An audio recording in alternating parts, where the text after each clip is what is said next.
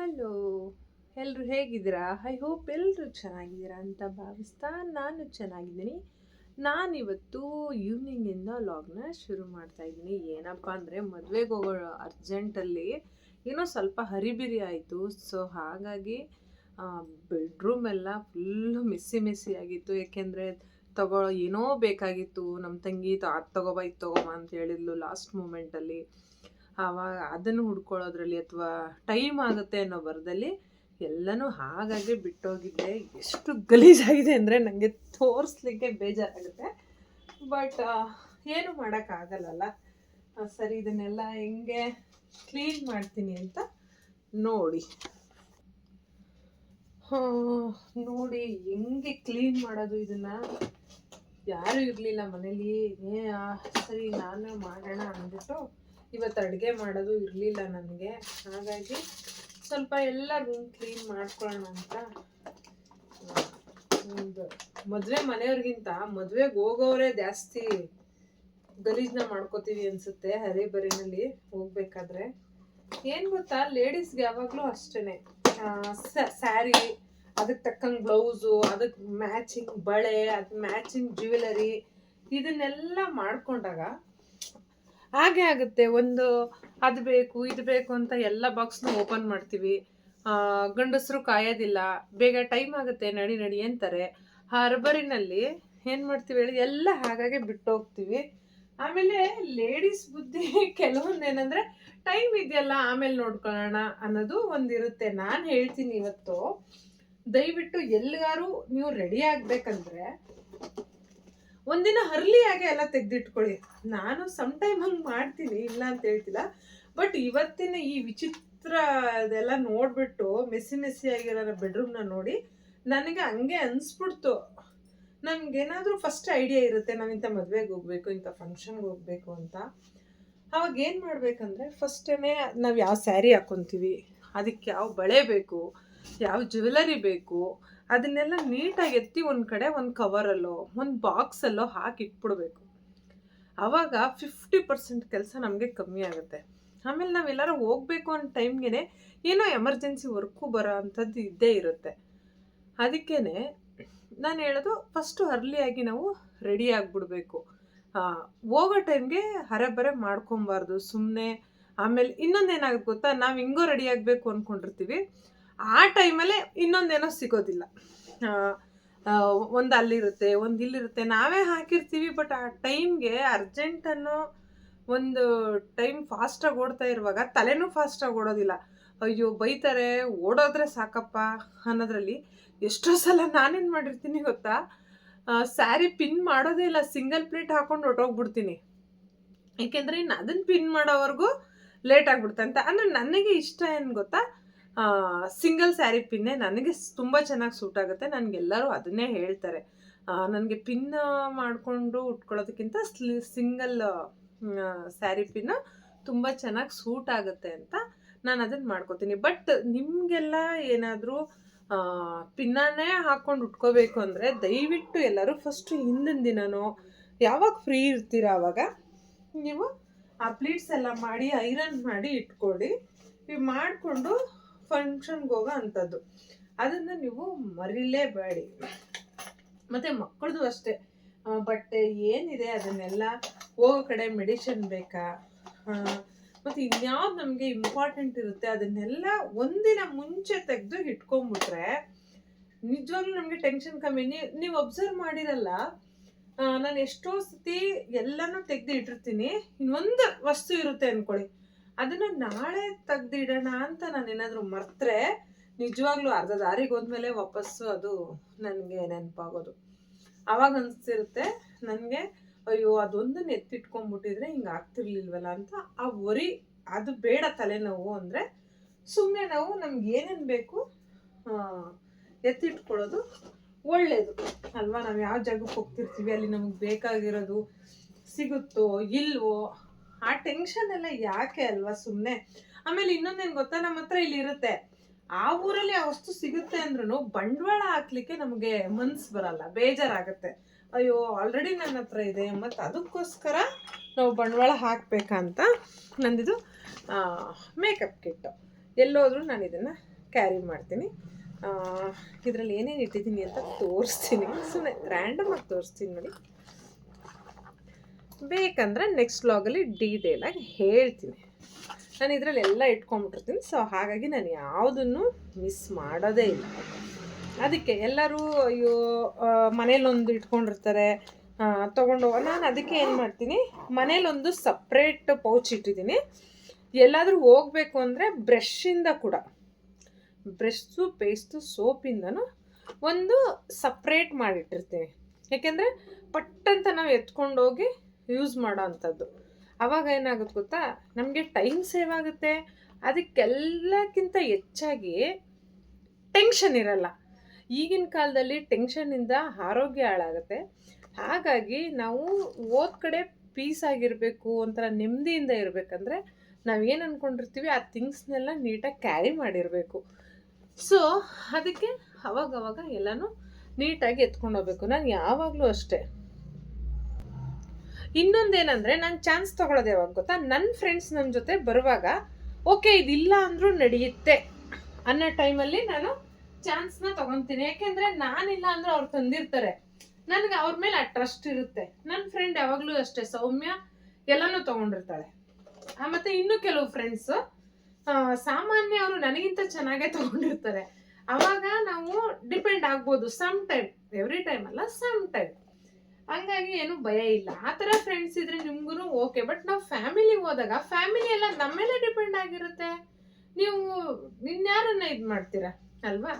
But ನನಗೆ ಲಕ್ಕಿಲಿ ನಾನು ಎಲ್ಲೇ ಹೋಗಬೇಕು ಅಂದರೂ ನಮ್ಮ ಮನೆಯವರೇ ಎಲ್ಲ ಜೋಡಿಸ್ಕೊಡ್ತಾರೆ. ಅಂದರೆ ಒಂದು ಸೈಡ್ ಇಟ್ಟಿರ್ತೀನಿ, ಐರನ್ ಮಾಡೋದಾಗಿರ್ಬೋದು, ಬ್ಯಾಗ್ ಆಗಿರ್ಬೋದು, ಎಲ್ಲನೂ ಹೋಗೋ ಟೈಮ್ಗೆ ನೀಟಾಗಿ ಎಲ್ಲನೂ ಸೆಟ್ ಮಾಡಿ ಕೊಡ್ತಾರೆ. ಯಾವುದೇ ಟ್ರಿಪ್ ಹೋಗಲಿ, ಎಲ್ಲಾದರೂ ಎಲ್ಲೋ ಇವತ್ತೇನೋ ಹೋಗ್ತಾ ಇದ್ದೀನಿ ಅಂದರೂ ಅಷ್ಟೇ, ಹಿಂದಿನ ದಿನನೇ ಕೇಳ್ತಾರೆ, ರೆಡಿನಾ, ಹೋಗ್ತೀಯಾ, ತೊಗೊಂಡಿದ್ಯಾ ಅಂತ.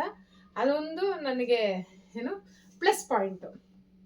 ಹಾಗಾಗಿ ನಾನು ಆ ವಿಷಯದಲ್ಲಿ ಲಕ್ಕಿ.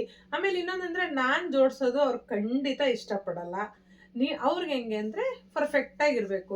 ಐರನ್ ಆಗಿರೋ ಬಟ್ಟೆಗಳು ಹಂಗೆ ಒಂದಕ್ಕೊಂದು ಅದ್ರ ಸೆಟ್ ಹೆಂಗಿದೆ, ಎಲ್ಲಿದೆ, ಅದಕ್ಕೆ ಅದು ಹುಡ್ಕೋಂಗಿರಬಾರ್ದು. ಓದ್ ಜಾಗದಲ್ಲಿ ಟಕ ಟಕ ಅಂತ ಸಿಗಬೇಕು. ಹಾಗಾಗಿ ಆಮೇಲೆ ಅವ್ರ ಬಟ್ಟೆನೂ ಅಷ್ಟೇ ಅವ್ರು ನೀಟಾಗಿ ಜೋಡಿಸ್ಕೊತಾರೆ. ಇನ್ನು ಮಗ ಜೋಡಿಸ್ಕೊತಾನೆ, ಅಥವಾ ಇವರೇ ಮಾಡಿ ಕೊಡ್ತಾರೆ. ನನಗಂತೂ ನಾನೆಲ್ಲನೂ ಒಂದು ಕಡೆ ಇಟ್ಟರೆ ಸಾಕು, ಅವರೇ ಎತ್ತಿ ಇಡೋ ಅಂಥದ್ದು. ಈಗ ಮಾತೆ ಆಯಿತು, ರೂಮ್ ಕ್ಲೀನ್ ಮಾಡೋಣ ನೋಡಿ. ಬಳೆ ಬಾಕ್ಸು 1 ಡಜನ್ ಬಳೆ ಹಾಕೊಳ್ಳೋಕ್ಕೆ 3 ಬಾಕ್ಸ್ ನಾನು ತೆಗೆದಿದ್ದೀನಿ. ಯಾಕೆಂದರೆ ಮ್ಯಾಚಿಂಗ್ ಬೇಕಲ್ಲ, ಅದು ಇದು ಅಂತ. ಹಾಗಾಗಿ ನೆಕ್ಸ್ಟ್ ಎಲ್ಲ ಕ್ಲೀನ್ ಮಾಡಿದ್ಮೇಲೆ ತೋರಿಸ್ತೀನಿ ನೋಡಿ. ನಾನು ಮನೆಯಲ್ಲಿ ಇರುವಾಗ ಇದು ಅಂದರೆ ಚಿಕ್ಕದು ಇಟ್ಕೊಂಡಿರ್ತೀನಿ. ಯಾಕೆಂದರೆ ಅಲ್ಲಿ ಡ್ರೆಸ್ಸಿಂಗ್ ಟೇಬಲಲ್ಲೇ ಎಲ್ಲ ಅರೇಂಜ್ ಮಾಡ್ಕೊಂಡಿರ್ತೀನಿ, ಏನೇನು ಬೇಕು ಅಂತ. ಅದು ಇದು ಸಡನ್ನಾಗಿ ಬೇಕಾಗಿರೋಂಥದ್ದನ್ನ ಅಲ್ಲಿ ಇಲ್ಲಿ ಹುಡ್ಕೋಕ್ಕಾಗಲ್ಲ ಅಂದ್ಬಿಟ್ಟು ಇದರಲ್ಲಿ ಇಟ್ಕೊಂಡಿರ್ತೀನಿ. ಇನ್ನು ನಾನು ಊರಿಗೆ ಹೋಗ್ಬೇಕಂದ್ರೆ ಅಥವಾ ಎಲ್ಲರೂ ಟ್ರಿಪ್ ಹೋಗ್ಬೇಕಂದ್ರೆ ಇದನ್ನು ಕ್ಯಾರಿ ಮಾಡೋ ಅಂಥದ್ದು. ಏನಕ್ಕೆ ಹೇಳ್ತಾ ಇದ್ದೀನಿ ಅಂದರೆ, ಯೂಸ್ಫುಲ್ ಆಗಲಿ ಅಂತ. ನಾನು ಎಷ್ಟೋ ಸಲ ನಾನು ಮರ್ತೋಗಿದ್ದು ಉಂಟು, ಕೆಲವು ಥಿಂಗ್ಸ್ನ ಅಲ್ಲೋಗಿ ಬೇಜಾರು ಮಾಡ್ಕೊಂಡಿದ್ದುಂಟು. ಅದಕ್ಕೆ ನನ್ನ ಲಾಗ್ಸ್ ನೋಡ್ತಿರೋರಿಗೆಲ್ಲ ಆ ಥರ ಆಗಬಾರ್ದು ಅಂತ ಜಸ್ಟ್ ಒಂದು ಇನ್ಫಾರ್ಮೇಷನ್ ಅಷ್ಟೆ. ಈ ಬಟ್ಟೆಗಳನ್ನೆಲ್ಲ ಫೋಲ್ಡ್ ಮಾಡಿ ರೂಮ್ನ ಕ್ಲೀನ್ ಮಾಡ್ತೀನಿ. ನೋಡ್ತಾ ಇರಿ, ಹಂಗೆ ಮಾತಾಡಿಕೊಂಡು ಟಿಪ್ಸ್ ಕೊಟ್ಕೊಂಡು. ನಮ್ಮನೆ ಅಂತೂ ತಂದು ಬಟ್ಟೆಗಳನ್ನ ಹಾಕ್ಬಿಡ್ತಾರೆ, ಏನೂ ಮಾಡೋಕ್ಕಾಗಲ್ಲ. ನಾನೇ ಇವಾಗ ಅವರಿಬ್ಬರು ಇಲ್ಲ, ಮಗ ಎಲ್ಲೋ ಸ್ಪೋರ್ಟ್ಸ್ ಅಂತ ಹೋಗಿದ್ದಾನೆ, ಅವರಪ್ಪ ಇನ್ನೆಲ್ಲ ಹೋಗಿದ್ದಾರೆ. ನಾನು ಒಬ್ಬಳೇ ಇರುವಾಗ ನಂಗೆ ಹಿಂಗೆ ಮನೆ ಕ್ಲೀನ್ ಮಾಡೋದು ಅಂದರೆ ಭಾಳ ಇಷ್ಟ. ಯಾರೂ ಇರಬಾರ್ದು ನನಗೆ ಅಷ್ಟೇ. ಮನೆ ಕ್ಲೀನ್ ಮಾಡುವಾಗ ಯಾವುದೇ ಡಿಸ್ಟರ್ಬೆನ್ಸ್ ಇರಬಾರ್ದು. ಅವಾಗಾದರೆ ತುಂಬ ಚೆನ್ನಾಗಿ ಕೆಲಸಗಳನ್ನ ಮುಗಿಸ್ತೀನಿ. ನನಗೇನು ಗೊತ್ತಾ, ಅವ್ರು ಬರೋ ಅಷ್ಟೊತ್ತಿಗೆ ಮನೆ ಚೆನ್ನಾಗಿರಬೇಕು. ಏನು ಹಿಂಗೆ ಬಿದ್ದಿದೆಯಲ್ಲ, ಅವಾಗ ಹೋಗಿದ್ದು ಮನೆಯಿಂದ ಆಚೆ ಬರೋವರೆಗೂ ಮನೆ ಹಿಂಗೆ ಇದೆಯಲ್ಲ ಅಂತ ಅವ್ರ ಮನಸ್ಸಲ್ಲಿ ಬರೋ ಹಂಗಿಲ್ಲ. ಹಾಗಾಗಿ ಅವರೆಲ್ಲರೂ ಹೋಗೋದೇ ಕಾಯ್ತಾ ಇರ್ತೀನಿ. ಹೋಗಿದ ತಕ್ಷಣ ನನ್ನ ಪರ್ಸ್ನಲ್ ಏನು ಕೆಲಸಗಳಿರ್ತಾವೋ ಅವನ್ನ, ಅಂದರೆ ನಾನು ಮಾಡೋ ಅಂಥದ್ದು ಬೇಗ ಮುಗಿಸ್ಕೊಂಡ್ಬಿಡ್ತೀನಿ ನಾನು. ನನಗೆ ಏನು ಕೆಲಸನೂ ಬೇಜಾರಾಗಲ್ಲ. ಈ ಬಟ್ಟೆ ಮಡ್ಚಿಡೋದಿದೆಯಲ್ಲ ಇದೇ ಬೇಜಾರು. ಬೇರೆ ಏನು ಕೆಲಸ ಕೊಟ್ಟರು ಖುಷಿಯಿಂದ ಮಾಡ್ತೀನಿ. ಅದೇನೋ ಈ ಕೆಲಸ ನನಗೆ ಇಷ್ಟನೇ ಆಗದೆ ಇರೋಂಥದ್ದು.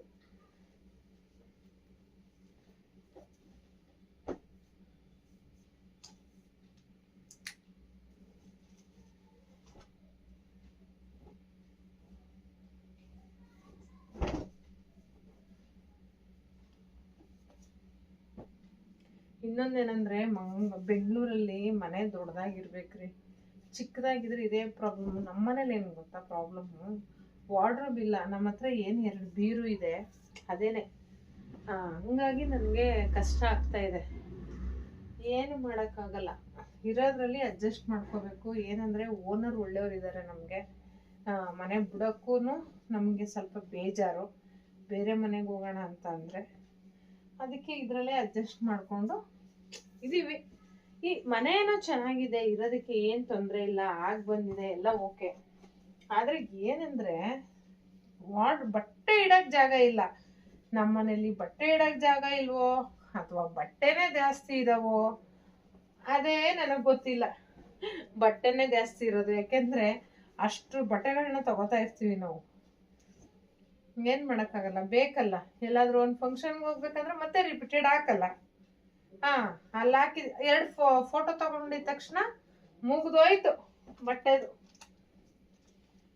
ಮಾಡೋಕ್ಕಾಗಲ್ಲ. ಇಷ್ಟ ಆಯಿತು ಇವತ್ತು.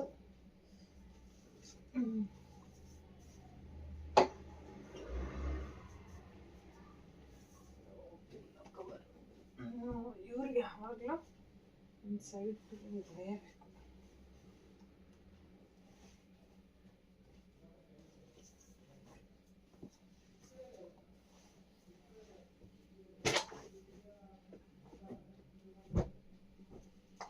ಆಮೇಲೆ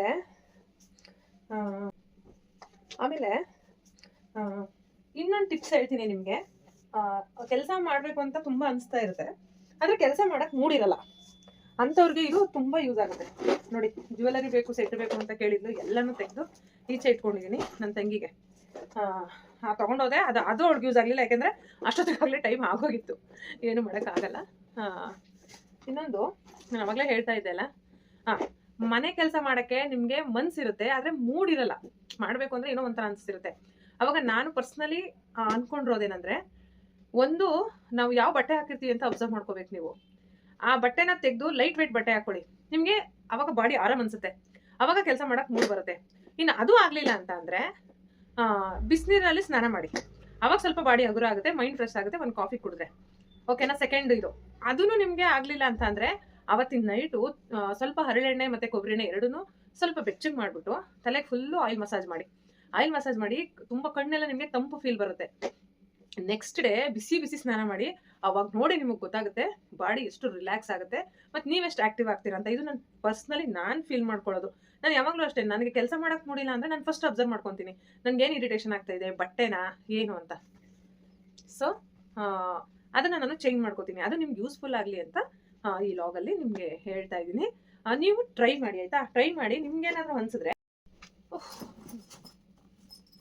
ಇದು ಸಾಮಾನ್ಯವಾಗಿ ಯಾವಾಗಲೂ ಊರಿಗೆ ಹೋಗುವಾಗ ಒಂದು ಕಿಟ್ಟು ರೆಡಿ ಇದ್ದೇ ಇರುತ್ತೆ.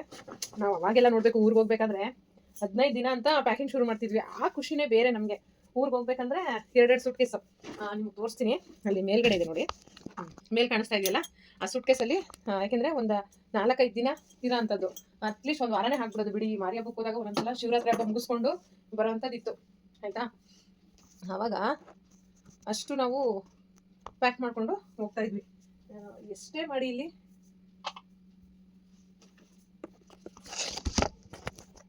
ಆವಾಗಲೇ ಫುಲ್ಲು ಮೆಸ್ಸಿ ಆಗಿತ್ತಲ್ಲ, ಇವಾಗ ಸ್ವಲ್ಪ ತಕ್ಕಂಗೆ ರೆಡಿ ಮಾಡಿಕೊಂಡೆ. ಇನ್ನು ರೂಮೆಲ್ಲ ನೀಟಾಗಿದ್ದಾಯಿತು. ಒಂದು ಕಡೆಯಿಂದ ಬಟ್ಟೆ ಎಲ್ಲ ಫೋಲ್ಡ್ ಮಾಡಿ ಕ್ಲೀನ್ ಮಾಡಿಕೊಂಡೆ. ಈ ಟಿಪ್ಸ್ಗಳು ನಿಮಗೆಲ್ಲ ಯೂಸ್ ಆಗಿದ್ದಲ್ಲಿ ದಯವಿಟ್ಟು ಲೈಕ್ ಮಾಡಿ, ಶೇರ್ ಮಾಡಿ, ಕಮೆಂಟ್ ಮಾಡಿ. ದಯವಿಟ್ಟು ನನ್ನ ಚಾನಲ್ನ ಸಬ್ಸ್ಕ್ರೈಬ್ ಮಾಡಿಕೊಂಡು ಸಪೋರ್ಟ್ ಮಾಡಿ. ನೀವು ಕೂಡ ಒಂದು ಲೈಕಿಂದ ನಮಗೆ ಖುಷಿಯಾಗಿ ಇನ್ನೂ ವಿಡಿಯೋ ಮಾಡೋಷ್ಟು ಹುಮ್ಮಸ್ಸು ಬರುತ್ತೆ ಅಂತ ಕೇಳ್ತಾ ಈ ಒಂದು ಲಾಗ್ನ ಇಲ್ಲಿಗೆ ಮುಗಿಸ್ತಾ ಇದ್ದೀನಿ. ಥ್ಯಾಂಕ್ ಯು ಎಲ್ಲರಿಗೂ. ನೇರ ಲಾಗ್ಸ್ನ ಹೀಗೆ ನೋಡ್ತಾ ಇರಿ.